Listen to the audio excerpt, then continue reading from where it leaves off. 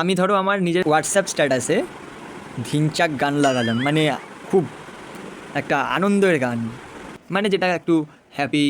তখন সবাই জিজ্ঞাসা করবে এত হ্যাপি কেন, কেন কী কারণ, রিজেনটা একটু বল, এত হ্যাপি হ্যাপি গান দিচ্ছিস। আবার ধরো স্যাড সং ভালো লাগলো, তখন বলবে কি হলো, এত দুঃখ কেন, কেউ কি ছেড়ে গেছে, কেউ কষ্ট দিয়েছে, কেউ দুঃখ দিয়েছে, কেউ বেদনা দিয়েছে। আবার ধরো কোনো সময় ওই একটু রোম্যান্টিক স্ট্যাটাস দিলাম, তখন আবার জিজ্ঞাসা করবে কী ব্যাপার, রোম্যান্টিক গান দিচ্ছিস।